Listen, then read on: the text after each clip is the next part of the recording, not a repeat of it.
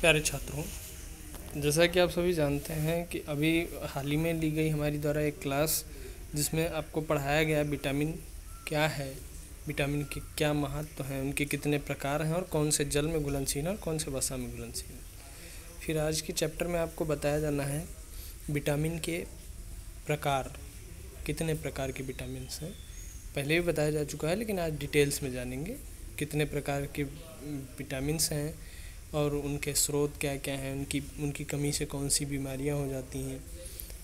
ये आज का हमारा टॉपिक है। फ़िलहाल के लिए आज हम विटामिन ए और विटामिन बी के बारे में जानेंगे।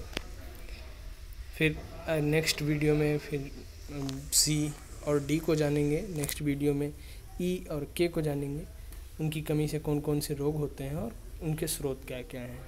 आइए देखते हैं विटामिन ए के बारे में।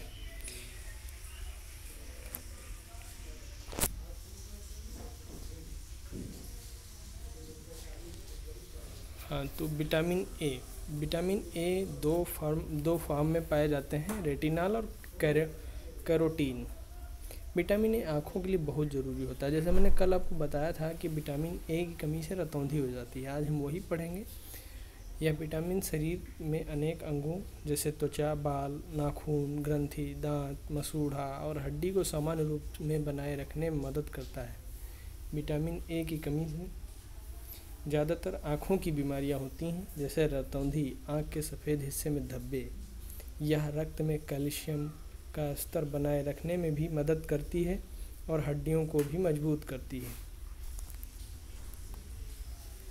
फिलहाल के लिए एक विशेष बात आपको याद रखनी है कि विटामिन ए की कमी से आँखों की सबसे ज़्यादा बीमारियां होती हैं और रतौंधी हो जाती है, आँख के सफ़ेद हिस्से में धब्बे हो जाते हैं और कई सारी आँखों से संबंधित बीमारियां हो जाती हैं। इनके स्रोत क्या क्या हैं? शरीर में विटामिन ए की कमी न होने के लिए चुकंदर, गाजर, पनीर, दूध, टमाटर, हरी सब्जियां, पीले रंग के फल खाने चाहिए। इसमें विटामिन ए भरपूर मात्रा में पाया जाता है जो शरीर में इसकी पूर्ति करता है। हमने कल भी बताया था कि हरी साग सब्जियाँ खाना आपके सेहत के लिए लाभदायक है, क्योंकि विटामिन ए से अगर विटामिन ए हमें पर्याप्त मात्रा में लेनी है तो उसके लिए हरी साग सब्जियाँ खानी होंगी। ठीक है, तो आप लोग हरी साग सब्जियाँ खाते रहें। फिर आगे देखते हैं विटामिन बी के बारे में। विटामिन बी जो है वो विटामिन बी हमारी कोशिकाओं में पाए जाने वाले जीन, डीएनए को बनाने और उनकी मरम्मत करने में हमारी मदद करते हैं। इसके कई कॉम्प्लेक्स होते हैं, B1, B2, B3, B5, B6, B7 और B12। यह बुद्धि, रीढ़ की हड्डी और नसों के कुछ तत्वों को बनाने में मदद करता है। लाल रक्त कणिकाओं का निर्माण भी इसी से होता है। इसकी कमी से बेरी रोग, त्वचा की बीमारियां, एनीमिया, मंद बुद्धि जैसी कई खतरनाक बीमारियां हो सकती हैं। इसका आनुवंशिक कारण भी हो सकता है। आंतों एवं वजन घटाने की सर्जरी कराना भी इसके लिए जिम्मेदार हो सकता है।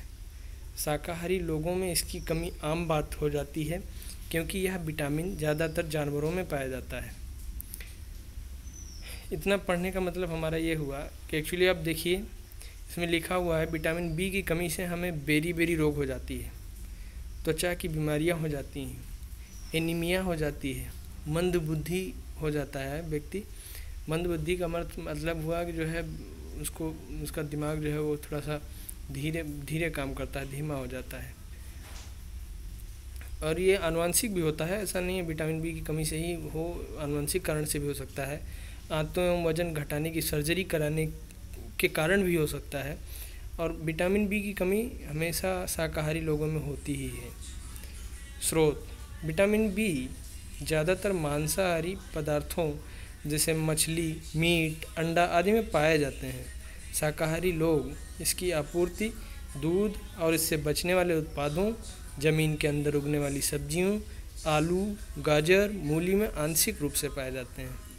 इसलिए आप लोग अगर ये सब खाते रहें जिससे आप लोग भी बीमारी से बच सकें। विटामिन ए और विटामिन बी प्रचुर मात्रा में अपने शरीर में बनाए रखें।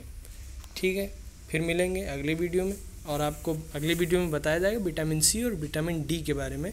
विटामिन सी से कौन से रोग होते हैं और विटामिन उनके स्रोत क्या क्या हैं, और विटामिन डी से कौन से रोग होते हैं और उनके स्रोत क्या क्या हैं। ठीक है, मिलेंगे फिर अगले वीडियो में। धन्यवाद।